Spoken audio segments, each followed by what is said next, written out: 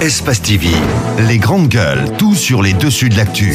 Ahmed Kamara, Zachary Milimono, Roby, Mohamed Djibril Kamara, Moussa Moïsila, Lamine Girassi forment les grandes gueules. Bienvenue chez les GG en ce lundi matin, mesdames et messieurs, 1h30, vous aider à mieux comprendre l'actualité. Ça se passe aussi sur Espace TV tous les soirs, quand il est 22h30. Désormais, après le 22h, merci de nous rejoindre. Au menu les GG, on s'intéresse à l'actualité évidemment. Le ministre des Mines en tournée marathon ce week-end en Haute-Guinée, Kerfala Yansane, était donc à Kouroussa, Kankan et Mandiana. Aider à la relance des activités de production d'une mine d'or à Kignoro, à Kouroussa ou à Semafo, donc a mis les clés sous le paillasson, ou d'autre part, donc œuvrer au lancement de celle d'une nouvelle société à Mandiana. Quel était donc son objectif? Quel est le constat sur le terrain? C'est la grosse question que nous nous posons ce matin chez les GG. Monsieur Moussa Keïta, il est chef de cabinet du ministère des Mines. Si tout va bien, nous allons l'appeler dans votre émission ce matin. Le litre du carburant à 8000 francs guinéens à la pompe en Guinée depuis le 1er mars, donc depuis hier. Le gouvernement guinéen concède une nouvelle baisse des prix des produits pétroliers. Une nouvelle baisse donc de 1000 francs, la même proportion donc comme il y a quelques semaines, mais elle n'est pas du tout du goût de 3 centrales syndicales qui menacent toujours de déclencher donc une grève générale illimitée prochainement. Le gouvernement pourrait-il mieux faire? La grosse question ce matin chez les GG. Successivement, dans notre émission, vous allez avoir Jakaria Koulibaly, il est directeur national du produit pétrolier, donc dérivé. Et l'âge Mamadou Salihou Diallo, secrétaire général de l'ENSLG. Nous allons les avoir donc dans notre émission ce matin. Le Sili Cadet de retour donc ce lundi à Conakry. Les moins de 17 ans guinéens ne rentrent pas au pays les mains vides, donc dans leur valise, une 3e place arrachée, de haute lutte face à leur homologue du Nigeria et une qualification au mondial de la catégorie qui se jouera donc en Amérique du Sud, au Chili. Eh bien, quel accueil pour cette jeune équipe promoteuse, entre autres des questions posées ce matin chez les GG. Domani Doré, ministre des Sports depuis la capitale nigérienne. Nous allons l'appeler ce matin chez les GG. Encore d'autres nouvelles viendront s'ajouter à tout ceci pour votre bonheur. Bonjour Tamba. Bonjour Lamine. Bonjour à vous Moussa Moïsila. Bonjour. Monsieur Roby, bonjour. Bonjour. Madame Yoruba, bonjour. Bonjour Lamine. Bonjour Abaka Diallo. Bonjour Lamine, bonjour à tous. Djibril, bonjour. Bonjour. Allez, on s'intéresse à l'actualité les amis dans cette émission. Tamba, de retour. Eh bien oui, projet plus jamais Ebola, Manu Dibango donc qui porte plainte. J'ai eu l'information ce matin mon cher ami. Ah oui, c'est une information Guinée 7. Ouais. Nous étions venus là-dessus en début février lorsque Manu Dibango, que nous connaissons tous, Manu Dibango, Ouais. qui avait fait une sortie médiatique pour dénoncer ce qu'il appelait, si vous vous rappelez encore, un viol moral. Nous avions trouvé l'expression un peu lourde, mais Manu Dibango le trouvait à son goût. Ce qu'il dénonçait, c'est qu'une association relevant de la fondation KPC se servirait de l'image de personnes assez notoires, donc la notoriété de Manu Dibango et de plusieurs autres artistes, autour d'un projet, un projet de soutien à l'UNICEF dans le cadre de la lutte contre Ebola. Il s'agissait en fait de produire deux titres en audio et en vidéo, et ensuite toutes les retombées qui en découleraient seraient versées à l'UNICEF pour lutter contre Ebola. Alors, ce que Manu Dibango avait appelé en ce moment un viol moral avait eu la réponse de monsieur Cheikh Tidiane Traoré, qui est vice-président de l'association Isolons Ebola, qui est de la fondation de monsieur KPC. C'est important de le rappeler. Alors, après sa sortie, vu que Manu Dibango dénonçait ce viol moral, monsieur Cheikh Tidiane Traoré avait lui déploré le fait que monsieur Manu Dibango, qui avait au départ demandé le cola traditionnel, qui lui avait été versé, et finalement monsieur Dibango, qui acceptait de participer à ce projet, qu'il revienne en tant que vieillard patriarche africain, pour reprendre les termes de monsieur Traoré, que ce monsieur Manu Dibango revienne à cette façon-là, et même à décourager la participation d'autres artistes reconnus planétairement. Alors il le déplorait. Mais voici d'où vient le problème finalement. La manager de monsieur Dibango, du nom de Claire Diboa, c'est une information Guinée 7, c'est important de le rappeler, elle dénonce une diffamation qui a amené l'avocat de l'artiste à porter plainte finalement à la 17e chambre de Paris en diffamation. Alors la plainte est portée Mais la question, c'est comment est-ce que Isolons Ebola, l'ONG, l'association, reçoit cette plainte-là? Monsieur Traoré ne se dit pas affecté par la démarche. Il parle d'ailleurs de leur plainte à eux, cette plainte qu'ils ont portée contre la société française de production Monipenny. Monipenny, c'était cette société à laquelle on avait confié le contrat de la production à la fois du clip audio et du clip vidéo de tous ces deux titres-là, qui, après tout le travail, n'a pas daigné rendre le produit fini à l'association Isolons Ebola. Alors, où nous en sommes aujourd'hui? Les titres ont été produits et même mis sur des réseaux comme YouTube et mis sur le site que nous connaissons tous, Google. Ce que Monipenny a fait, c'est de demander carrément le retrait de ces titres-là de YouTube et de Google, ce que l'association ne comprend pas. Parce que les obligations lui ayant été versées, normalement, elle s'attendait à un produit. Aujourd'hui, la grosse question, finalement, c'est de savoir ce qu'en fait l'UNICEF.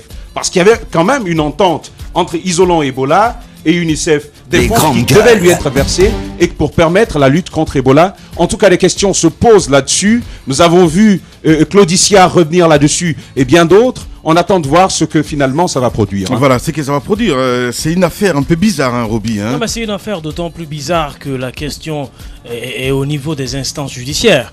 La dernière fois que j'ai pris langue avec APC sur la question, lui il s'est senti par contre escroqué par Monipenny et par un certain nombre d'artistes et un certain nombre de personnes publiques, notamment dans les médias, qui ont pris part à ce projet-là. Maintenant que la manager de Manu Dibango porte plainte à ce niveau-là, je pense qu'il y a déjà une plainte en amont. Et le Manu Dibango a porté plainte contre qui? Contre Isolons Ebola ou contre Monipenny? Isolons Ebola. Isolons Ebola, d'accord. Mais aujourd'hui, je pense que la question est essentiellement judiciaire parce que à la base, KPC dit avoir mis plus de 50 000 € sur ce projet et qu'au retour, on serait venu lui présenter d'autres factures de plus de 10 000 €, ce qu'il n'a pas compris, ce qu'il a refusé évidemment de payer parce qu'il ne savait pas trop à quoi ça servait cet argent-là. Je pense qu'il y a eu une entente avant de payer 50 000 €, de réaliser le clip.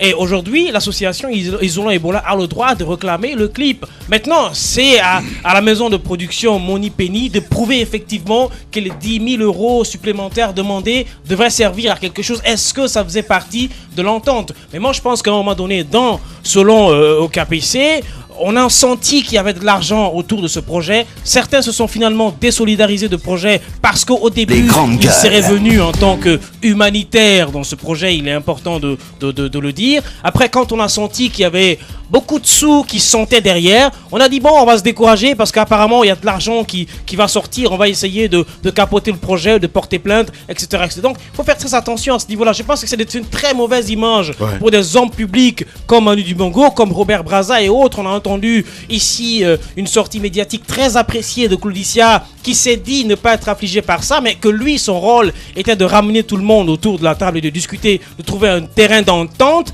parce que c'est pas une bonne image, non seulement pour des personnalités publiques qui sont quand même représentatifs de la jeunesse africaine, mais aussi pour une grosse entreprise comme Guico Press qui a en son sein cette association Isolons Ebola. Voilà, mon cher Roby. Le 2 octobre, c'est demain à Bakadialo, du côté de Cancan. Ah oui, du côté de Cancan, je pense que on a commencé déjà à se réveiller au niveau de la commission interministérielle chargée de l'attribution des différents marchés qui rentrent dans le cadre du 57e anniversaire des festivités de l'indépendance de la Guinée. Alors ce lundi, il y a cette cérémonie d'ouverture des plis des offres donc des sociétés soumissionnaires. On parle des premiers 40 lots prioritaires et qui vont donc connaître leur adjudicateur provisoire parce qu'il faut rappeler que au terme de la séance qui va se tenir aujourd'hui, les sociétés les mieux disantes en termes d'offres techniques et financières vont être provisoirement adjugées donc de ces 40 premiers lots prioritaires. Par la suite, il y aura une notification officielle donc de la commission interministérielle à ces entreprises-là, donc qui vont être désignées comme donc adjudicateurs définitivement de ces marchés. Mais je pense que ce qui est important de dire au sujet de cette ouverture des plis, j'ai cru comprendre parce que je me suis rapproché un peu de la direction du contrôle des procédures. Si tout va bien, on devrait recevoir M. Somparé dans ce studio. Il y a quand même une nouvelle dynamique, une nouvelle gouvernance. en ce qui concerne la passation des marchés publics. Vous savez que le gouvernement a mis en place l'autorité de régulation des marchés publics. Il y a cette nouvelle direction qui est donc cornaquée par Amara Somparé. Donc il y a d'autres instruments qui sont venus compléter la garniture institutionnelle de l'État pour une meilleure administration, une meilleure gouvernance dans la passation des marchés publics. Vous vous rappelez de Bokeh, vous vous rappelez de Nzérékore et de Mamou, où il y a eu beaucoup de grincements dedans, beaucoup de récriminations venant de moult entreprises qui se sont plaints de discriminations qui ont été qui ont parlé de règles non respectées, qui ont parlé donc de favoritisme. Donc cette fois-ci, si toutes ces institutions jouent leur rôle pleinement, il faut espérer que pour Kankan, il y aura moins de graissement dedans. On attend la suite parce qu'après les premiers 40 lots prioritaires, il y aura d'autres lots. Mais c'est important de dire que pour arriver à Kankan, il faut passer par cette route qui est aujourd'hui la honte, qu'on appelle la route de la honte, d'Abola Kouroussa. Et on va en dire plus demain si tout va bien. Voilà, si tout va bien. Amara Somparé, que nous allons d'ailleurs avoir dans cette émission, en tout cas dans la semaine, si tout va bien. Voilà, pour nous dire un petit peu ce qui s'est passé, qu'est-ce qu'il a fait depuis qu'il est là, parce que ça fait plus de 6 mois. Et voilà, il faut le rappeler. On part du côté de Tchon ce matin, Moussa Moïsila. C'est où ça, Tchon, c'est du côté de Télémélé. En Télémélé et Pita, c'est ça, Tchon. Voilà, C'est Tchon. Tchon, c'est pas... Je pensais qu'on parlait chinois ce matin. Non mais peut-être que les premiers habitants étaient chinois, mais Tchon, c'est donc une sous-préfecture située entre Télémélé et Fria. Et donc de ce côté, le couvert végétal se porte très mal. Il se plaint. Il se plaint de l'exploitation abusive dont il fait l'objet de la part de certaines personnes. On parle de coupe abusive du bois. Eh bien, nous avons reçu un monsieur ici qui est exploitant professionnel, qui sait c'est quoi l'agroforesterie, monsieur Kamara Senkoun, qu'on a reçu dans cette émission. L'État, son implication par rapport à la protection, à la coupe et à l'exportation du bois, cet engagement de l'État n'est pas du tout visible à l'intérieur du pays. Malgré le déploiement des éco-gardes, du côté de Tchon, la nature est en train d'être complètement décimée. C'est comme le cas de Kabak aussi, mon cher ami. Mais Tchon, c'est grave parce que ce qu'on appelle les têtes de souche, ces arbres qui jonchent les rivières, qui jonchent les fleuves, du côté de Tchon, ces arbres sont coupés jusqu'au niveau des racines. C'est-à-dire qu'on les coupe en petits morceaux et on ne les exporte pas pour les besoins locaux. C'est ce qu'on a voulu nous faire avaler du côté de Tchon, mais on les découpe, on les embarque, on les pose dans un camion, direction d'autres pays à côté de la sous-région. C'est là-bas où les arbres sont revendus, nos bois sont revendus. Alors que l'État dit avoir pris des mesures pour réglementer le secteur. Mais quel est ce secteur qui est réglementé alors que c'est tout un foutoir? On fait ce que l'on veut. Mais au-delà de ça, lorsque des équipes partent enquêter et qu'on se rend compte, les autorités locales bien sûr de Tchon, se rendent compte qu'ils sont venus là pour toucher la plaie du doigt, parce que notre reporter Al-Gassi Mouba est accompagné d'un autre du Lynx. Eh bien, qu'est-ce que le maire de Tchon fait? Vous allez l'écouter dans le 10 minutes d'Espace TV. Vous vous rendrez compte du niveau qu'il a. Vous vous rendrez compte que vraiment à l'intérieur du pays, l'administration n'existe pas du tout. Eh bien, on a reçu un ordre du président de la République qui nous dit que vous ne devez pas être là, donc on vous arrête. Ils mettent aux arrêts notre équipe. Ils les détiennent arbitrairement pendant c'est surréaliste. Non mais c'est surréaliste. Pendant plus de 5 heures de temps. C'est pas possible. Eh bien parce que la zone où cette équipe devrait se rendre, cette zone, c'est là où on aurait pu constater réellement cette coupe abusive du bois du côté de Tchon. Mais ce n'est que symptomatique de la situation qui se trouve un peu dans les autres. Les grandes gueules. Prenez l'exemple d'abord de Conakry. Les personnes qui achètent des concessions, en bordure de route, vous avez souvent des arbres centenaires qui existent. Mais ces personnes se permettent, je ne sais pas au nom de quel principe, mais elles se permettent de découper ces bois, de les abattre.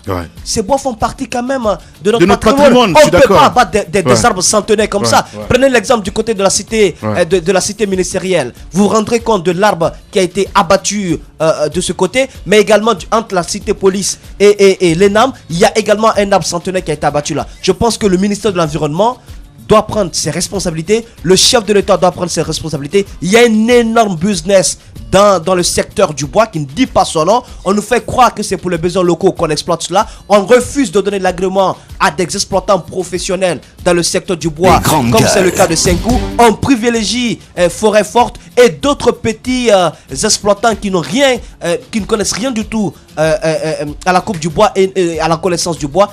eh bien nos bois sont revendus du côté de la sous-région. Il y a lieu quand même de sonner l'alarme, sinon on risque de vivre dans un véritable désert. Voilà, Madame Yoro, on va s'intéresser à cette autre actualité. On parle Ebola encore ce matin. Le ministre des Finances, c'est bien cela, il a fait une conférence de presse. Seulement, on attendait mieux, Madame Yoroba. On attendait mieux. Ce comité qui était là avant la coordination, ben écoutez, un blackout là-dessus. Blackout total. On ne veut pas publier les rapports d'audit parce que si on publie, il y a plus de 7 minutes qui vont tomber, Madame Yoroba. Des têtes, en tout cas très haut perchées qui devront tomber, il faut le dire. Mais tomberont comme vous pas. l'avez dit, la mine, on s'attendait mieux.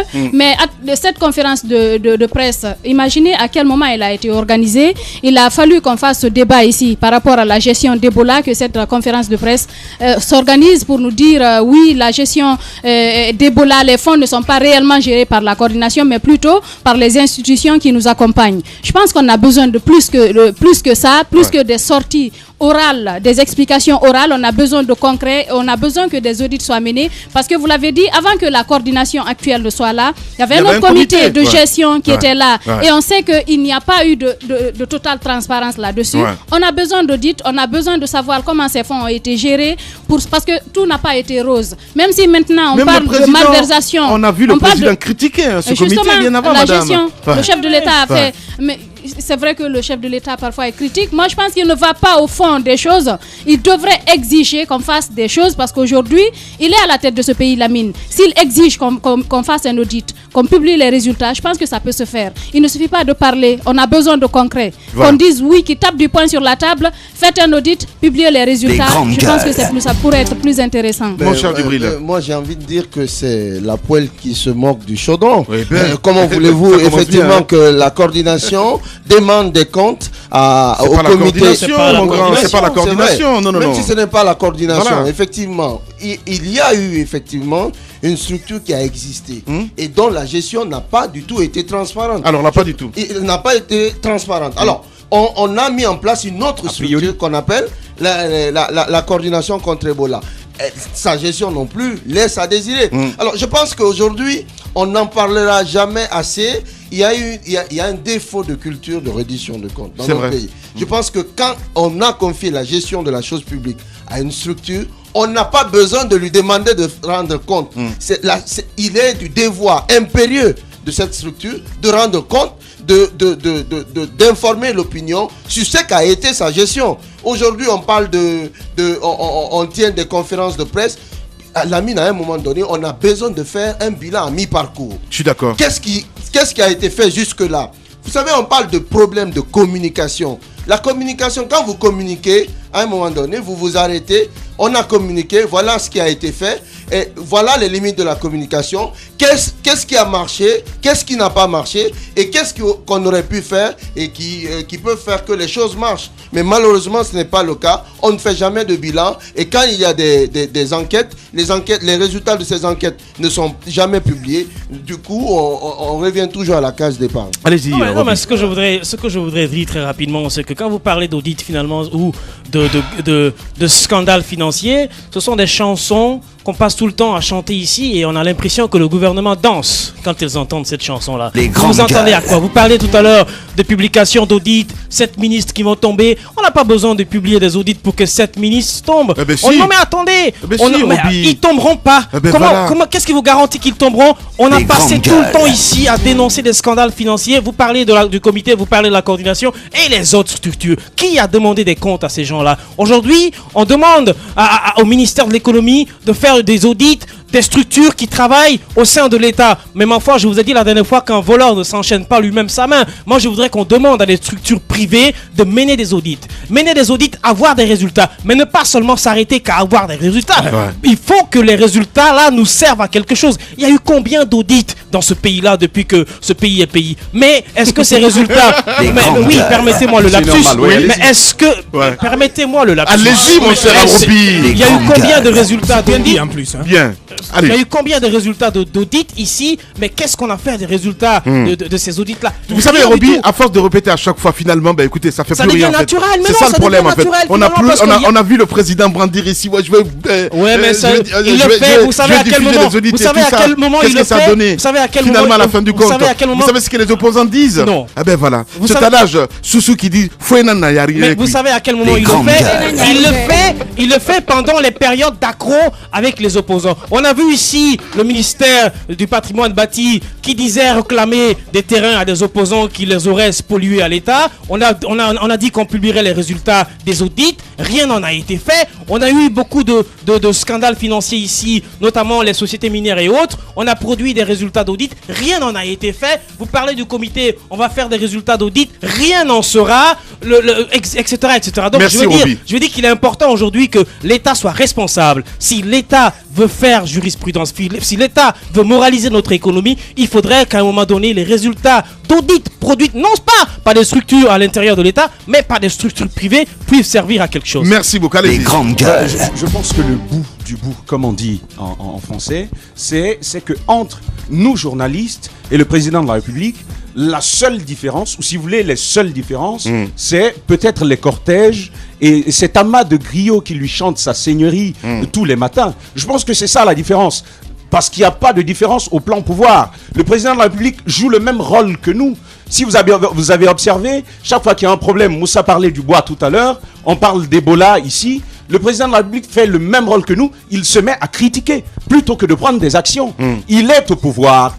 Quand on est au pouvoir, on a autre moyen que la simple parole. Je suis d'accord avec la toi. simple critique. Mais je pense que Qu'est-ce qu'il en fait? on peut être en À droit mon de- avis, c'est quand même de grandes questions à se On peut poser, être là. en droit Les grandes de se gueules. demander si, à la fin du compte, le chef de l'État, le professeur Alpha Condé, n'est pas dans une dynamique à couvrir continuellement les délinquants économiques, les bandits à col blanc, parce que sur la question du travail ou de la gestion faite par le comité de riposte, parce que ça s'appelait comme ça anciennement, il y a beaucoup de choses à dire. Nous avons commencé à fouiner notre nez. C'est vrai que le rapport, il est pour le moment caché. Mais ce qu'il faut Le dire, rapport est caché, le mais il rapport va est sortir. caché, Il mais va le sortir. rapport il va sortir parce que c'est un travail qui a été fait par un cabinet. C'est un audit qui a été fait par un cabinet indépendant. Parce qu'il faut rappeler que les organismes internationaux, la communauté internationale a exigé d'abord que la gestion faite par le comité de riposte soit auditée avant qu'elle ne mette la main à la poche pour accompagner la nouvelle coordination qui a été mise en place. Ce travail a été fait et on nous apprend que si le rapport est diffusé, ça va vraiment être de l'hécatombe au sein du gouvernement. Mais on a besoin de ce rapport et c'est une exigence, c'est une obligation de la part du gouvernement d'Alpha Condé de sortir ce rapport-là pour que le peuple sache où et comment l'argent qui a été mobilisé au compte de la lutte contre Ebola a été géré. Voilà, continuez à réagir, un GG au 8037, le numéro de téléphone s'affiche juste en bas de l'écran. Dans un instant, on revient avec toute l'équipe. Les grandes gueules. Tout sur les dessous de l'actu. Ici, l'actu rime avec liberté de ton sur Radio Espace. Et c'est jusqu'à 10h30 sur Radio Espace. Merci de nous rejoindre. Évidemment, on s'intéresse à l'actualité. Sa mort a choqué et indigné ses proches. Salematou Camara, c'est son nom, a perdu donc la vie après avoir accouché dans des conditions décrites comme inhumaines par son mari qui accuse ouvertement une équipe de garde de l'hôpital Donka d'avoir abandonné sa femme alors qu'elle se vidait de son sang. Que s'est-il passé exactement ce matin du 28 février à l'hôpital Donka? Témoignant ce matin, vous allez écouter son mari donc Aboubacar Camara, veuf donc de la femme décédée. On s'intéresse aussi à la baisse du carburant en Guinée et ce matin nous allons essayer d'appeler successivement dans notre émission Monsieur Diakaria Koulibaly, directeur national des produits pétroliers et dérivés, et Elhadj Mamadou Saliou Diallo, secrétaire général donc de l'ONSLG. Donc tous les deux ils vont venir intervenir successivement. Et si tout va bien aussi, on va essayer de faire un saut du côté de l'intérieur du pays, d'où nous attend Monsieur Moussa Keïta, chef de cabinet du ministère des Mines et de la Géologie, ceci en phase donc de la tournée Kerfala Yansane donc du côté de la Haute-Guinée. Domani Doré aussi doit intervenir dans notre émission ce matin, donc ceci, vous savez très bien, notre équipe nous honore, et je parle évidemment de l'équipe junior, c'est bien cela, Abaka Diallo. On va y aller là-dessus dans un instant. Et oui, quelques messages en direct avant de partir. Vous savez que le président a reçu les journalistes ce week-end ou pas du tout, en fait, la semaine dernière? Vous savez pas du tout? Non, pas du tout. Voilà, l'exclusivité, si on fait, en tout cas, c'est journalisme en langue En nationale. langue nationale, Oui, évidemment. oui, on a été informé. Oui, Voilà, donc, absolument. eh ben, ce matin, enfin, cet après-midi à 14h, Ouais. on va diffuser donc cet Oui, parce qu'il y entretien. avait Voilà. notre CX. Entre autres. Voilà, Quelques messages avant de partir. Vous allez essayer de nous appeler le monsieur, s'il vous plaît, du côté de Kaloum. C'est Aboubacar Kamara, Kamara, ouais. voilà, qui nous allons appeler maintenant. Allez, on va essayer de s'intéresser à quelques messages en direct. Bonjour, Salimou Bindi, qui dit: ne vous attendez pas à une publication d'audit, hein, parce que les coupables sont du RPG. Lui, c'est un militant, hein, voilà, c'est sûr et certain, Alimou Bindi. Allez, tant que chez nous, on ne joint pas la parole aux actes, on n'ira nulle part. Alassane Souadatou, qui nous envoie ce message en direct. Un autre message: qui va auditer qui, hein? Toutes les structures chargées de la gestion des affaires Ebola tristes sont pilotées par le sommet. C'est Aliou Gondo Diallo, donc de Bomboli, qui nous envoie ce message. Bonjour les GG, on dit souvent que... qu'est-ce qu'il veut dire exactement? Beaucoup de messages qui tombent en live. On y va avec vous, Djibril, hein, vous nous apprenez. Je vous ai vu très choqué, hein, ce week-end. J'ai l'impression que nous sommes dans un monde qui se déshumanise. Quand vous imaginez que sous la Troisième République, que des médecins ne soient pas capables de soigner une femme enceinte et qui plus est se tordaient de douleur. Alors, tout s'est passé le matin du samedi 28 février dernier. D'abord, aux environs de 2 heures, une femme... Son mari va expliquer Voilà, tout à l'heure. Mais d'abord, voilà. vous, qu'est-ce que vous avez fait du côté de l'hôpital? Donc, est-ce que vous avez Alors, appelé? moi j'ai Voilà. essayé de rentrer en contact avec la directrice de l'hôpital national d'Onka ce matin, pas plus tard que ce matin.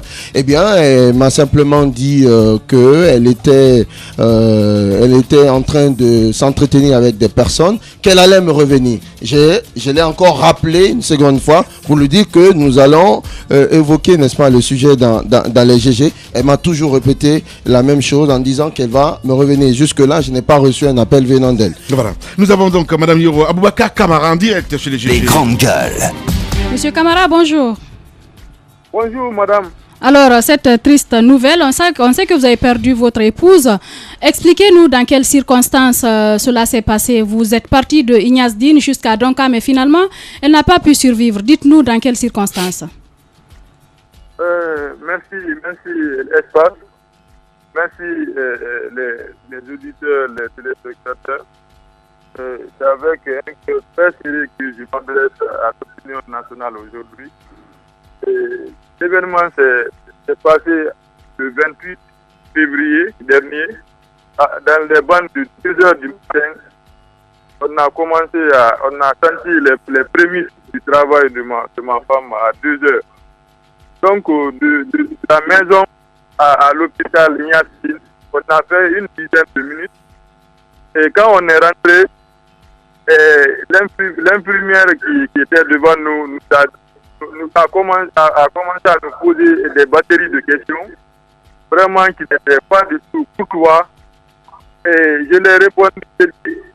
Et premièrement, je dis, ma femme a été bien suivie et voici les preuves, les documents sont là. Et elle a fait le coup et tout ce qui s'ensuit. Et la position, elle est bonne et puis tout est correct. Elle me dit qu'une femme qui est restée 6 ans, ça a coûté 8 ans, que c'est un risque, il faut le suivre à leur niveau là-bas. J'ai dit, madame, ma femme est en travail. Occupez-vous d'elle avant de me poser des batteries de questions. Donc, elle a commencé à vraiment mal parler. On l'a fait rentrer. 6 minutes comme ça, 6 à 7 minutes comme ça, là, ils l'ont fait sortir encore. Et un docteur est venu me dire les raisons de sa sortie. Premièrement, ils me disent que l'enfant est gros. Pendant que, lors du dernier écho, tout était correct et elle avait fait un régime où elle a perdu 12 kilos, donc tout était normal. Et il me disait que pour prétexter que l'enfant était gros, non seulement il ne respirait pas aussi. Et même s'il devait intervenir, que le bloc opératoire n'était pas prêt, que les instruments n'étaient pas au profit, que les matériels de sang dans leur jargon, que là aussi tout est sale, que c'est pas prêt. qu'ils ont utilisé le dernier matériel d'échange.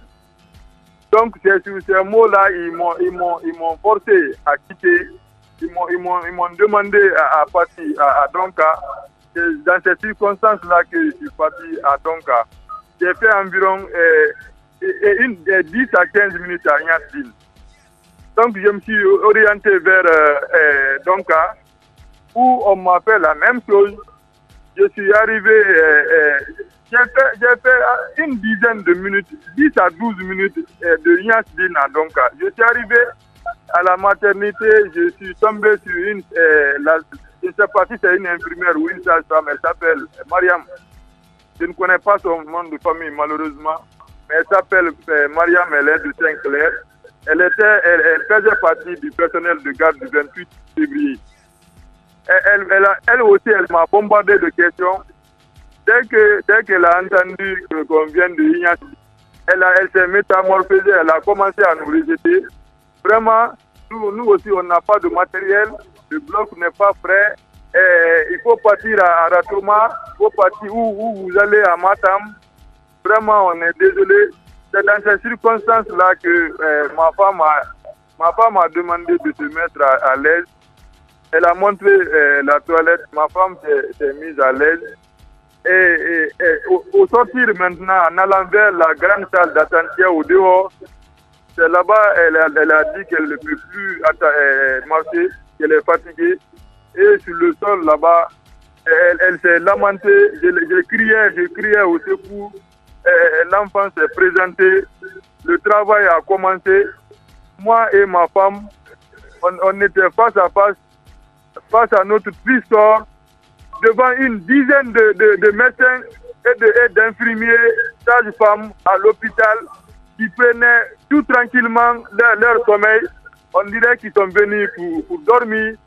Et c'est dans ces circonstances malheureuses que l'enfant est venu. Et c'est sur le sol qu'ils ont ranimé l'enfant là-bas. Et avant même qu'ils ne viennent, quand l'enfant s'est présenté, je me suis débrouillé à aider ma femme là-bas. L'enfant est sorti. J'ai crié. C'est après 20 minutes que la nommée Mariam est sortie. Imaginez, 20 minutes après, elles étaient toutes là, les médecins étaient couchés. J'ai crié. C'est après 20 minutes qu'ils sont venus et ils ont pris l'enfant. L'enfant était fatigué. Et c'est sur le sol là-bas que je voyais, il faisait le massage, il pompait. Voilà, témoignage pathétique ce matin, monsieur Camara, que nous avons perdu d'ailleurs, hein, voilà. Ruby, on a écouté ce monsieur. Il vous a pas raconté la suite. C'est pas fini, hein, la mine. Monsieur Camara, est-ce que vous êtes là? C'est difficile que vous voulez écouter la suite. On l'a perdu, mais écoutez, samedi, quand Jibril m'a informé, je me suis directement rendu dans cette famille pour voir le bébé. Le bébé se portait bien samedi, il était là. Mais ça s'est terminé là, c'est pas fini. Quand ils ont réussi à réanimer le bébé, ils l'ont pris, mais ils ont fait monter la femme. Sachant bien que par la suite, la femme est décédée, ils n'ont pas hésité à demander du sang à sa maman, à la maman de la défunte, mais aussi au mari qui ont donné du sang qui n'a servi à rien, parce que finalement, la femme n'a pas pu s'en sortir. Ce qui est déplorable, Lamine, Jibril l'a dit, la déshumanisation. On voit notre prochain en train de souffrir. D'ailleurs, dans d'autres hôpitaux, c'est la civière qui accueille les patients en urgence. On n'a pas besoin de poser des questions. Vous voyez l'état, parce que vous êtes formé pour ça, vous voyez l'état de la personne, vous la sauvez d'abord, ensuite vous posez des questions. Mais là, on rejette une femme en travail, même si le fœtus était gros. La moindre chose à faire, c'était de césariser cette femme, parce que le chef de l'État l'a dit ici, la gratuité de la césarienne. Est-ce que c'est à cause de ça aujourd'hui qu'on est en train de laisser des femmes mourir? Je pense que ce qui s'est passé samedi est incroyable, c'est déplorable, c'est un manque d'honneur. On a déshonoré la Guinée en quelque sorte avec cela, parce qu'on n'est pas dans l'Antiquité où vous venez dans un CHU, on vous dit d'aller dans un CMC. Dans un centre de santé.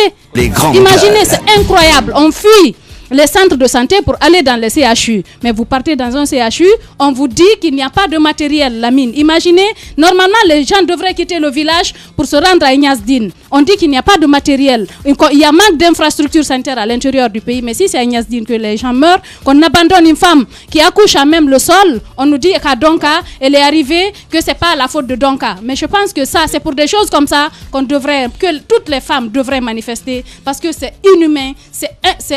Je manque de mots. Je manque simplement de mots. Les grandes gueules.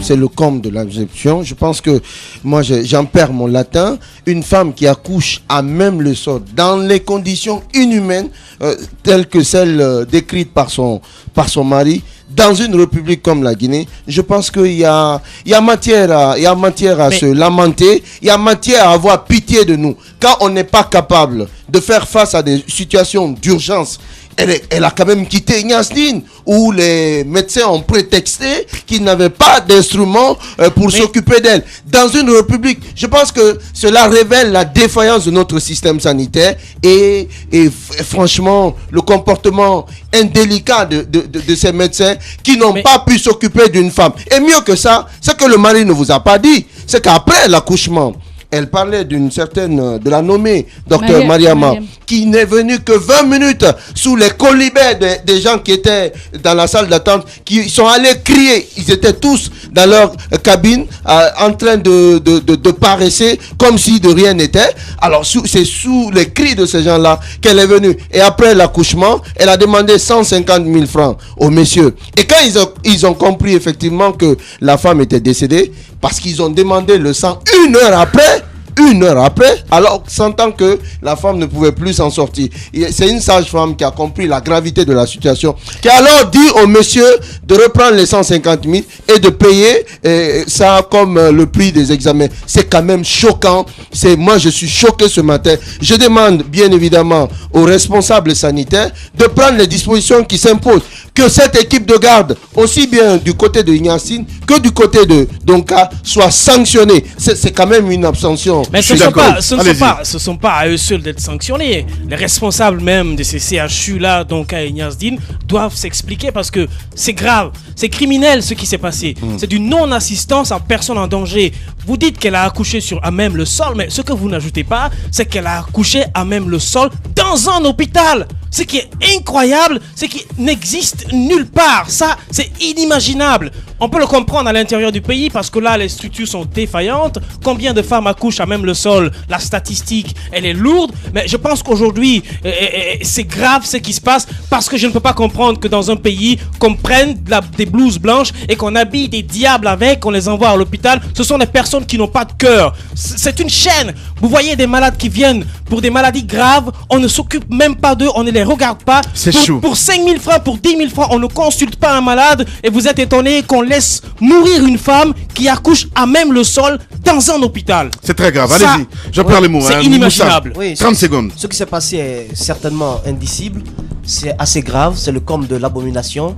Il n'y a pas assez de mots pour décrire vraiment ce que vient de dire ce monsieur. Mais il y a lieu quand même d'ajouter une chose. La faute première, c'est à l'État. Imaginez notre système sanitaire ne bénéficie, certes par pitié, non pas par engagement ou par connaissance réelle du secteur, de moins de 3% du budget de l'État. Moins de 3%, alors que la norme de la CEDEAO, c'est de 15%. Même au Burkina à côté, les pays de la sous-région sont aux environs de 10%. Allez. Nous n'avons que moins de 3%. C'est bien de parler. Hier, j'étais à la maternité Lamine. J'ai été du côté de la maternité. J'ai pu constater qu'il n'y a même pas de blouses qui servent aux opérations. Lorsque les grossesses présentent des complications. Allez, il n'y en a même pas. Même pas de matériel. Je pense qu'il faut avoir une pierre à la place du cœur. Il faut avoir une pierre à la place du cœur pour ne pas être contristé par ce qui est arrivé. Je pense que face à cette abomination, on n'a pas de mots forts pour traduire, pour décrire cette situation lamentable de déliquescence, de dépérissement et d'appauvrissement de notre société dans laquelle l'État, le pays s'est enfoncé. Il n'y a pas qu'à Donka que cela s'est passé. Récemment, du côté de Boké, de l'hôpital régional de Boké, le même scénario s'est produit. Une dame est arrivée là en travail avec son mari. Le couple a tout fait pour que la dame soit prise en charge par l'équipe qui était des gardes Jamais cela n'a été fait. La femme, cette dame aussi du côté de Bokeh, a accouché à même le sol en plein hôpital régional de Bokeh. Je pense aujourd'hui qu'il faut réclamer des comptes. Et les premiers responsables de ces hôpitaux nationaux, donc à Ignasdine, doivent s'expliquer ou complètement doivent être Abaka Diallo, on va revenir dans un instant, mesdames et messieurs. On fait une pause du côté de la réclame et derrière toute l'équipe, on continue notre émission. Les grandes gueules. Tout sur les dessous de l'actu. Ici, l'actu rime avec liberté de ton sur Radio Espace. Les grandes gueules. Tout sur les dessous de l'actu. Ici, l'actu rime avec liberté de ton sur Radio Espace. Vous allez retrouver l'intégralité de cette émission sur mosaïqueguinée.com, mesdames et messieurs, juste après l'émission. Vous avez accès, si vous n'avez pas accès à la télé, Espace TV, donc vous avez à partir sur ce site internet mosaïqueguinée.com pour retrouver donc l'intégralité de l'émission sur ce site internet. Beaucoup de messages, GGO 8037, on s'intéresse à vos messages. Falilou, très remonté ce matin. Lamine, je suis révolté, j'ai mal. Je pense qu'il faut arrêter l'émission ou moi je change de fréquence. Voici des gens qu'il faut massacrer et non par des honnêtes citoyens à l'image des Diané, je ne sais pas ce qu'il veut dire. Maudit soit des bouchers de Madame Sike Fatou, très remonté ce matin. Un autre message qui nous envoie à Kandiou. Bonjour Lamine, je pleure pour cet homme, j'ai pitié pour mon pays. Et c'est d'autres messages qui nous envoie du côté de Bokeh. Bonjour les GG, la même chose s'est passée à Bokeh à l'hôpital. Heureusement la femme n'est pas morte, mais elle a accouché au dehors parce que les portes étaient fermées au couple malgré les cris. ODD donc qui nous envoie ce message. On va faire un saut sur notre plateforme GGO 87. Bonjour les GG, j'ai failli perdre ma soeur dans la même circonstance à Donka. Étant médecin, j'ai envoyé ma soeur à Ignasdine. Et c'est qui nous a envoyé? C'est monsieur Camara donc qui est médecin, qui nous envoie ce message. Il y a un autre message qui nous dit bonjour les GG, Alpha Condé doit sanctionner qui? Son entourage, sa famille, c'est l'histoire qui le jugera. Donc c'est Patriote qui nous envoie ce message. Bonjour les GG. Je prie que le mari de la femme, il veut que le mari de la femme porte plainte contre l'hôpital. Donc c'est Kadia Touba depuis Foula Madina qui nous envoie ce message. Les médecins guinéens sont sans cœur, surtout les femmes. C'est tout message, je termine là-dessus. Badembo Yabi, c'est Madiba, les hôpitaux guinéens priorisent l'argent. Donc c'est pas venu vraiment au complet. Roby, on va continuer notre émission.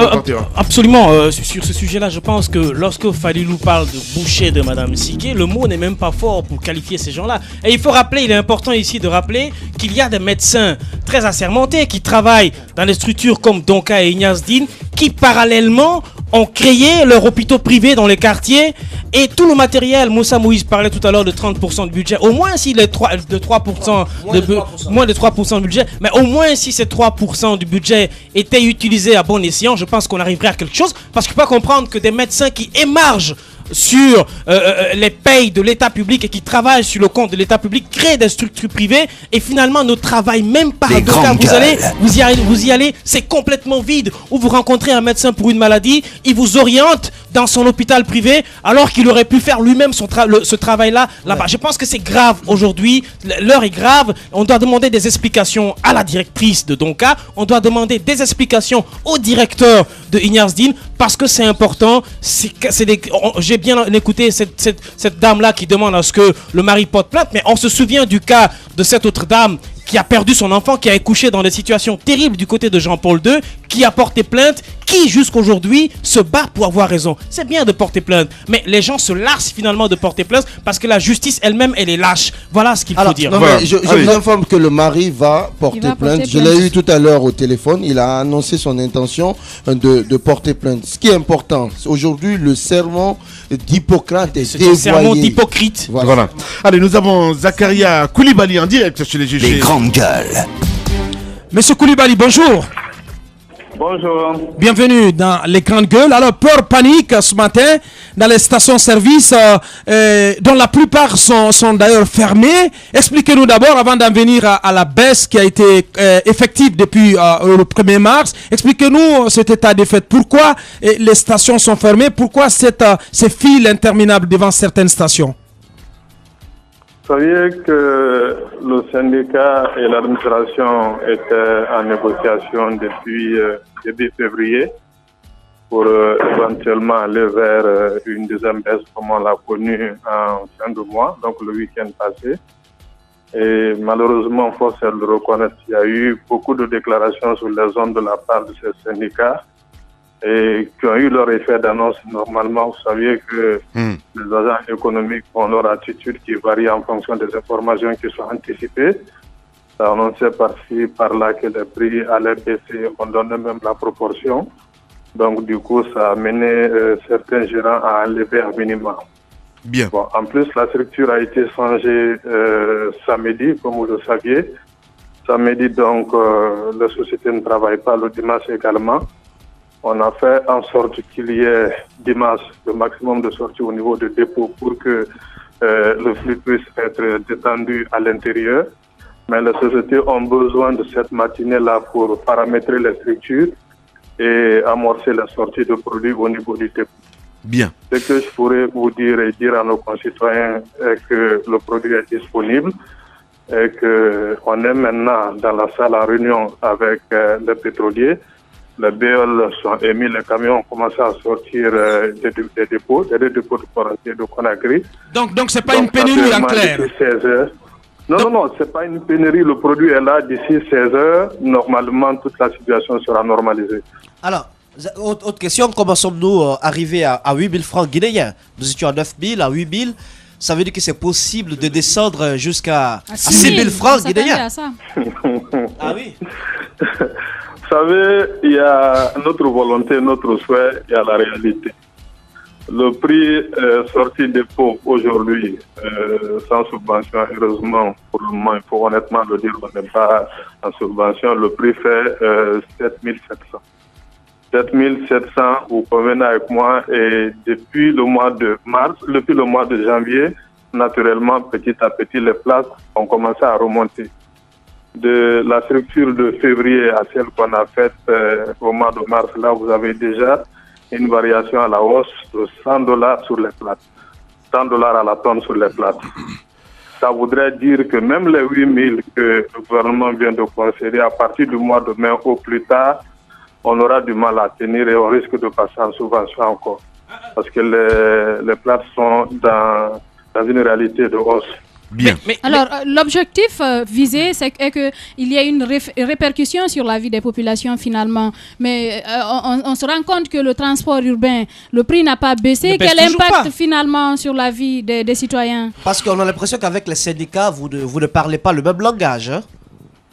Pas qu'on ne parle pas le même langage. Moi, j'ai écouté sur Évasion. Je pense que le syndicat des transporteurs a été prudent. Ils ont dit qu'on est en train de revoir les copies.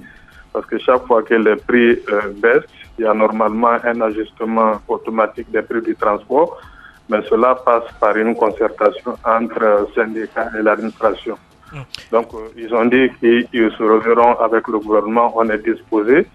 Le travail là va être fait très tôt dans la semaine et les nouveaux tarifs seront communiqués et tout le monde sera obligé de se respecter. Voilà, c'est vrai qu'on exige de vous de faire beaucoup d'efforts, mais en même temps, est-ce que vous travaillez avec le ministère du Commerce? Parce qu'on se rend bien compte que... l'argument... Il est du ministère du Commerce. L'argument ici des commerçants... Merci de corriger. Alors, l'argument des commerçants, par exemple, c'est que le prix des marchandises, le prix des denrées alimentaires ne connaît pas de baisse parce que le prix du carburant augmente. On parle du transport, mais est-ce que aussi le commerce est intéressé? J'ai bien envie d'acheter ma boîte de lait un peu moins chère maintenant. Si j'étais proche, je savais que le carburant est un gros consommateur. Il est pratiquement dans tous les prix. Donc naturellement, si les gens sont logiques avec leur schéma de prix à la vente, vous savez qu'il y a le coût de revient à la marge bénéficiaire et dans le coût de revient, il y a le transport. Donc naturellement, quand le transport baisse, le prix de vente doit baisser. Donc, nous veillerons, le prix a baissé et nous veillerons naturellement sur le marché à ce que le prix des biens et services suive. Voilà, monsieur Zachary. En tout cas, grand merci d'avoir accepté notre invitation ce matin. C'est moi qui vous remercie. Allez, à très bientôt. Au revoir. Les grandes gueules. Tout sur les dessous de l'actu. Ici, l'actu rime avec liberté de ton sur Radio Espace. Voilà, sur Radio Espace, on va essayer d'écouter l'autre camp maintenant. Idiba, Mamadou Salihou Diallo, secrétaire général donc de l'ONSLG que nous allons appeler. Tamba, on a écouté ce monsieur, Zakaria Koulibaly. Voilà, nous avons écouté monsieur Koulibaly. Moi, je veux commencer par rappeler que à sa première communication, finalement, il m'avait laissé sans mots parce que il s'était assez bien servi de ma communication un temps sur le prix des produits pétroliers. Non, je vais vous dire pourquoi. Je vais dire pourquoi. Allez-y. Chaque fois qu'il parlait, il disait Tamba a dit ceci. Finalement, mais oui, c'est ce qu'il a fait. Mais finalement, aujourd'hui, il y a quand même ces remarques-là qui persistent. Ça, c'est du narcissisme. 2000 francs. Non, ça n'a rien à voir. Ça n'a rien à voir. Aujourd'hui, on était à 10 000 francs. 1000 francs ont quitté, encore 1000 francs. Ça ressemble à un jeu de 1000 finalement, qui n'est pas forcément. C'est mon observation, Roby. Je pense que ça ressemble à un jeu de 1000 qui n'est pas forcément logique. On attend de savoir si on ne peut pas baisser le prix à 6 000 francs guinéens. On attend de savoir où est-ce que va partir cet argent-là pour qu'il puisse profiter ensuite aux Guinéens. À mon avis, c'est la logique qu'il faut clairement expliquer aux Guinéens. Sinon, on ne va pas l'accepter de cette façon-là. On a l'impression que les syndicats qui ont de la poigne, qui ont vraiment un certain background, c'est le groupe de Yamoussa Touré. Au moins, eux, ils sont réalistes. Ah, mais qui n'est pas d'accord. Non, c'est mon point de vue. Parce qu'il n'est pas d'accord. Qui n'a pas signé. Qui n'a pas signé l'accord qui est intervenu. C'est important. Mais ce que je dis, c'est la même chose à Abaka Diallo. Je suis d'accord qu'il ne soit pas d'accord. Parce que simplement, je pense que c'est une baisse à minima qui ne répond pas aux aspirations du peuple. Si moi j'habitais auprès... Non, écoute, Roby, laisse les gens partager leur point de vue. Gourmand, mais je souhaite réellement qu'on soit réaliste. Je souhaite qu'on soit réaliste. Si j'habitais à Pamela, moi je serais allé volontiers acheter mon carburant du côté de la Sierra Leone. Je pense qu'il y a lieu... Qu'on arrête de nous faire avaler cette histoire de subvention. Qu'on arrête de nous faire avaler cette histoire de plate à la pompe ou je ne sais quoi d'autre. Mais qu'on prenne en compte réellement la souffrance dans laquelle le peuple vit. Il y a une véritable malaise. C'est pas attendez, en même temps, Moussa, il faut être réaliste. Allez, les gars, on va s'écouter. Soyons conséquents dans ce studio. Voilà, allez, on va s'écouter, c'est très important. Madame Yoruba, allez-y. Voilà, ce qui étonne Lamine, c'est que dans ce pays, on attend toujours qu'on parle d'une situation pour se pencher là-dessus. Pour que le prix du carburant baisse à la pompe, il a fallu que les syndicalistes menacent d'aller en grève. Finalement, on a fait un rabais de 1000 francs. Mais aujourd'hui, si j'ai bien compris, le litre va être vendu à 7700. C'est un état marchand. Le prix sorti de dépôt, c'est-à-dire le prix auquel on dépote le litre d'essence est à 7700 francs. Donc il explique en quelque sorte qu'on ne peut pas vendre beaucoup moins que 8 000 moins de 7 000. Il explique, je n'ai pas soutenu. Mais ce qu'il faut, on va être conséquent dans ce studio. On a été les premiers à réclamer à l'État de procéder à la baisse du prix du carburant, mais de façon conséquente. On ne peut pas comprendre, comme me disent aujourd'hui, non, il faut quand même souligner, il faut quand même souligner le pot d'effort qui est en train d'être défectué. Mais jamais, je t'ai laissé parler. Moussa, ne sois pas l'antenne, mais vas-y. Ce qu'il faut dire ici, il faut quand même souligner l'esprit d'effort, même si la démarche, même si on n'attend pas que les syndicats puissent déclencher des grèves, mais il faut que ce soit conséquent. Le prix du carburant aujourd'hui est à 49,17 exactement aujourd'hui. On a demandé à l'État de faire de la baisse, mais dans la baisse conséquente, c'est-à-dire procédure par procédure. Le mois dernier, il y a eu une baisse de 1000 francs. Ce mois-ci, il y a une... Ah mais attends Moussa, laisse-moi aller jusqu'au bout de la logique. Il y a une baisse. Continue Roby. Tamba, s'il te plaît, allez-y Roby. Les autres gouvernements en Côte d'Ivoire, ils ont fait la même chose. Vous ne pouvez pas demander à l'État de baisser... Non, en Côte d'Ivoire, c'est 9500. Il faut faire attention. Mais ils sont pas allés... Le litre est à 9500. Mais ils sont pas, par exemple... Le litre est plus cher au Mali. Il faut faire très attention. Non, mais arrêtez quoi. Aujourd'hui, nous sommes sur la même planète, planète Terre. Je pense que nous avons les comparatifs de prix aujourd'hui sous nos yeux. En Côte d'Ivoire, le litre d'essence et de gasoil se vend plus cher qu'en Guinée. Et au Mali, le litre d'essence et de gasoil se vend plus cher qu'en Guinée. Ce n'est qu'en Libéria et en Sierra Leone où tu peux trouver le litre d'essence et de gasoil à 7200 francs. Il faut être réaliste à un moment donné. Merci beaucoup. Allez-y, Roby, on va s'écouter s'il te plaît. Voilà. Allez. Tamba, allez-y. Réaliste sur la question, Abakar, d'accord. Il y a des comparatifs internationaux et même sous-régionaux, il n'y a pas de problème là-dessus. Mais pose-toi bien la question, est-on au même niveau de la croissance économique et sociale avec ces pays-là? La réponse, c'est non. J'ai dit une chose, si l'État guinéen ne peut pas baisser le prix jusqu'à un certain niveau, qu'il nous dise ce qu'il va faire de la différence et comment est-ce que cela va profiter aux Guinéens. Mais qu'est-ce que M. Zakaria a dit? Il faut bien écouter. Permets-moi, Djibril. Zakaria Koulibaly, que nous avons écouté, a dit qu'il fallait profiter de cette embellie pour faire suffisamment profiter à la population guinéenne en services sociaux. Mais qu'est-ce que l'État dit par rapport à cela? On ne va pas aller à ce jeu de 1000 et 2000 et nous dire que c'est la démarche qu'il faut. Je pense que la comparaison entre les pays, je trouve ça inopportune. Pas du tout. Non, pas du tout. Tamba l'a rappelé. Je pense qu'on ne peut pas comparer la Côte d'Ivoire à la Guinée, qui n'ont pas les mêmes croissances économiques. Il y a une raffinerie là-bas. Non, je trouve c'est une comparaison de mauvais goût. C'est important. L'État a certes fait des efforts, mais moi je trouve que ces efforts sont insuffisants. D'abord, il y a eu une première baisse de 1000 francs. Il a fallu que les syndicalistes tapent du poing sur la table pour qu'il y ait une nouvelle baisse. Ça, c'est un. Deuxième chose, y a-t-il eu des répercussions sur le prix du transport urbain? Je dis non. C'est important que l'État fasse des efforts. Allez, nous avons en direct Domani Doré, en direct chez les GG. Les grandes gueules. Dame Domani, bonjour. Bonjour. Bienvenue dans les grandes gueules depuis Niamey, depuis Niamey, donc la capitale nigérienne, où le Sili Cadet donc a terminé 3e de la CAN de sa catégorie. D'abord, quel bilan dressez-vous et dites-nous quel devrait être l'accueil qui devrait être réservé à cette équipe jeune? Bon, merci encore. Je pense que l'accueil de ces jeunes n'est pas le plus important en ce moment.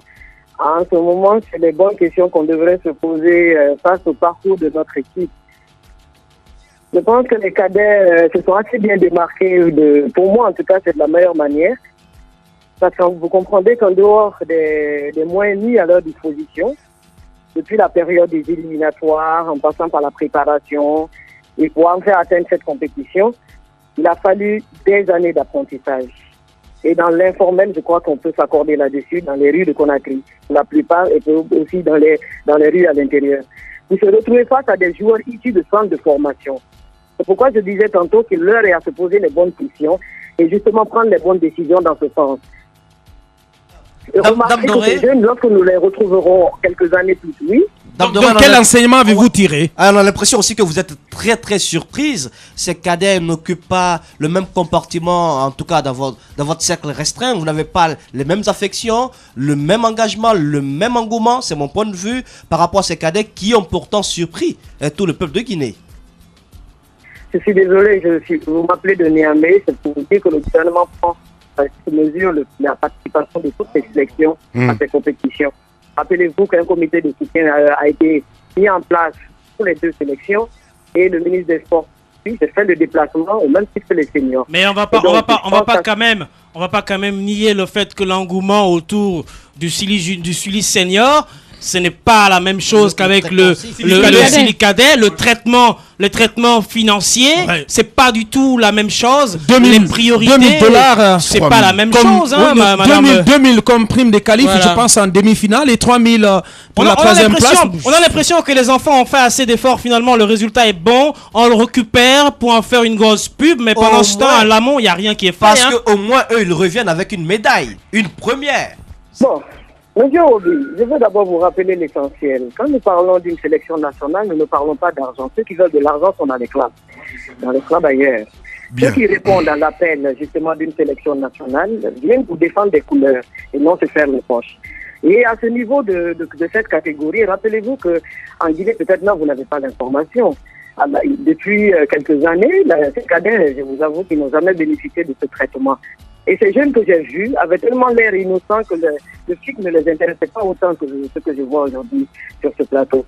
À côté de ceci, comme je le disais tantôt, le plus important, c'est comment faire justement de cette élite qui naît, comment encadrer cette élite pour que nous ayons justement des équipes assez compétitives. Je pense à tous ces jeunes qui s'expriment dans les rues, donc il nous revient justement de prendre les bonnes décisions, comme je le disais tout à l'heure, pour créer justement des centres de formation, amener les mécènes qui aujourd'hui accompagnent le sport, à nous aider justement à cet encadrement à part des centres de formation et que l'État puisse venir en appoint.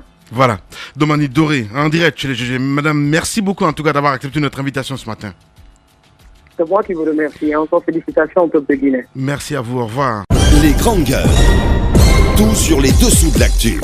Ici, l'actu rime avec liberté de ton sur Radio Espace. Voilà, avec des mails ce matin, beaucoup de mails, Roby, des témoignages. Diallo qui nous envoie ce message. Je m'appelle Diallo. Le service maternité donc est une boucherie humaine. La femme de mon ami a perdu son fils dans des conditions inhumaines, aussi pire. Donc cette dame parle en connaissance de cause. De l'étranger aussi, nous avons Poulot qui nous envoie ce message. Je me demande pourquoi le professeur ne vient pas sur les GG afin de nous éclairer. Qui cite quelques ministres. Donc nous avons Diallo, Tierno Diallo aussi, du côté de Lambani. L'État est faible dans les domaines. Combien de temps que Ebola continue à persister entre les Guinéens? Je crois qu'il est indispensable d'extraire les gens de malfoi dans ce gouvernement. Donc Diallo, qui nous envoie ce message en direct. Vous savez c'est quoi? Pour terminer sur le sujet de la dame morte, je vais vous dire, Tonka et Ignace Dine, c'est l'enfer en plein cœur de la capitale. Mon Dieu. C'est l'enfer là-bas. Allez-y. Du côté de Yazdin, on n'en parle pas trop, mais le docteur Fawaz, si je prononce bien son nom, il y a énormément de casseroles autour. Nous sommes en train de mener des enquêtes. Vous savez, on a parlé de cet appareil qui manque à la radio du côté de Yazdin. Mais au-delà de ça, de petites magouilles liées à certaines cliniques privées. Je pense que c'est un peu là le gros lot de certains médecins. Mais posez-vous la question par rapport à cette dame. Comment vous comprenez dans notre pays qu'un ministère aussi important, Lamine Guirassi, comme le ministère de la Santé, ait moins de 3% du budget national et que la présidence de la République puisse avoir plus de 3 milliards par jour, plus d'1 milliard par jour. Je pense qu'il y a lieu quand même de se poser cette question. On ne peut pas dire que les médecins ne respectent pas la déontologie, qu'ils n'ont pas d'éthique, ça c'est clair, mais en même temps, il faut reconnaître que l'État n'accorde aucune importance au secteur de la santé. Moi je voulais finir par ce que Koulibaly a dit tantôt, et il a rassuré les consommateurs qu'il n'y a pas de pénurie, donc il n'y a pas le feu au lac. Les gens certainement qui ont besoin de mettre du carburant dans leur voiture pour aller vaquer à leurs activités, ils doivent le faire, mais il n'y a pas à céder à une peur panique, parce qu'il nous a dit qu'il y a suffisamment de carburant donc dans les dépôts, et qu'il y a aussi un bateau qui a accosté. Donc il y a de l'autre côté, sur la tournée du ministre Kefala Yansani, si vous permettez, il faut rappeler que à Kignoro, c'est important aujourd'hui que l'État se bouge pour faire relancer les activités donc de la mine de Kignoro, parce que les populations en ont grand besoin.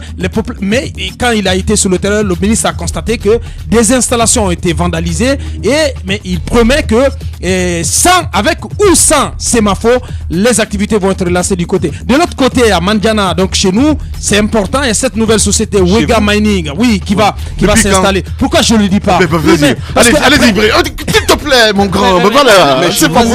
Avocat. Mais t'aimes pas trop fort, franchement. Il l'a reçu. Alors, c'est important, je disais tantôt que le serment, parlant justement de cette affaire qui provoque le scandale, qui provoque la polémique, le tollé et l'indignation de toute une famille, je trouve que le serment d'Hippocrate est dévoyé. Aujourd'hui, Moussa parlait tantôt de ces médecins, de ces matériels dont on ne connaît pas la destination. Je pense qu'il est important qu'on fasse des enquêtes sur le traitement que les médecins réservent aux patients lorsqu'ils sont dans une situation d'urgence. Vous savez, quand il y a eu Ebola, il y a eu une réticence énorme de la population à se diriger vers les hôpitaux. Ce sont les raisons. Il n'y a pas de confiance entre les médecins et la population, parce que lorsque vous allez là-bas et que vous trouvez ces bouchers-là, laissez les gens mourir par terre comme ça, et demain quand il y a une épidémie, on demande aux gens d'aller à l'hôpital devient comme une prison pour eux. Merci beaucoup. Je pense que les gens sont prompts le plus souvent à marcher, à manifester. Je pense que si on devrait manifester, c'est pour ce genre de situation, pour dire non à ce genre de pratique, à ce qu'on laisse des femmes mourir dehors dans un hôpital, dans un CHU. Ce qui s'est passé est tout simplement déplorable. Je pense que ce monsieur, il devrait porter plainte, et ce dossier doit être suivi jusqu'au bout, jusqu'à ce que les auteurs payent à la hauteur de la forfaiture qu'ils ont, en tout cas de cette faute qu'ils ont commise. La mère est morte. Quel est l'état de l'enfant? J'apprenais aux dernières nouvelles que l'enfant se portait pas bien du tout. J'estime qu'ils vont au moins essayer de prendre soin de ce bébé pour que véritablement qu'il vive. Moi, c'est vraiment tout mon espoir. Merci beaucoup, monsieur Moïse. Et les autorités de Donka n'ont pas à attendre une plainte pour agir. Je pense qu'elles doivent être interpellées sur ce qu'elles ont entendu et sur ce qu'elles savent et réagir. Sur le sport, je ne savais même pas qu'il y avait un Sili qui jouait. Moi, c'est maintenant que je le sais. Mais Ebola, il y a encore toujours des craintes, des cris au niveau de la coordination. Sur cette histoire de prime, nous y reviendrons. Merci beaucoup, Tamba. Bien enchaîné à Chuel, franchement. Grand merci à Michel Tolno, à Idiba, à Badembo Diaby, à 5 pour la réalisation de cette émission. Merci à vous. On va se retrouver demain pour un autre numéro. Passez une excellente soirée sur Espace TV. Au revoir.